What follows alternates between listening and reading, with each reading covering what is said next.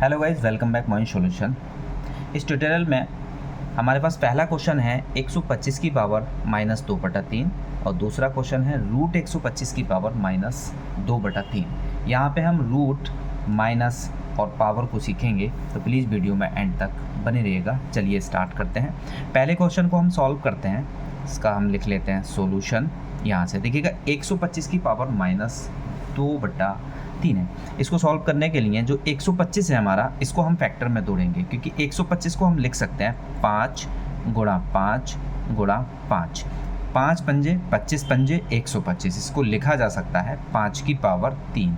इस तरह से इसको हम लिख सकते हैं। तो 5 की पावर यहाँ पे हम लिखेंगे 5 की पावर 3।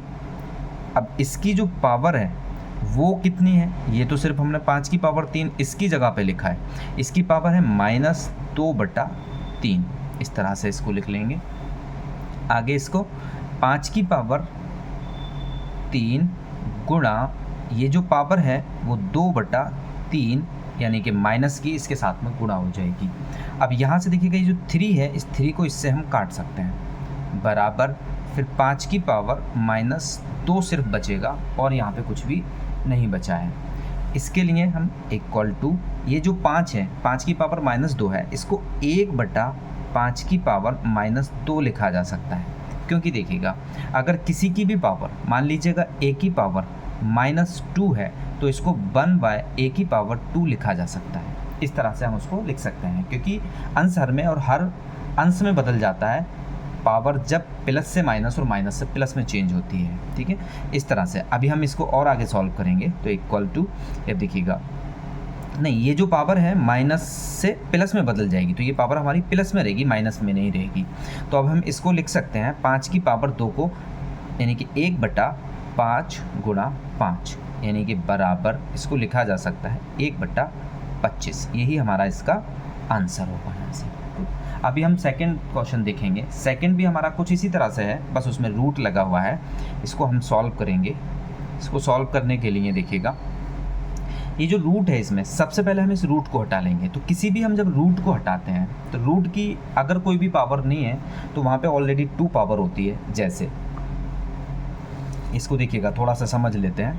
अगर मान लीजिएगा आपके पास रूट है, यहाँ पे रूट लगा है, यहाँ लगा है रूट 3 है, तो इसको आप लिख सकते हैं, इसको लिखा जा सकता है 3 की पावर -1/2, ऐसे लिख सकते हैं। अगर ये पावर यहाँ पे 3 लगी है और इस 3 पावर लगे होने पे अगर आप इस रूट को हटाएंगे तो यहाँ पे हमारा 3 हो जाएगा। इस तरह से हम इसको चेंज कर सकते हैं। अभी इस क्वेश्चन की तरफ आ जाते हैं। तो यहाँ पे देखिएगा अगर कुछ भी नहीं है तो क्या है, 1/2 रहेगा।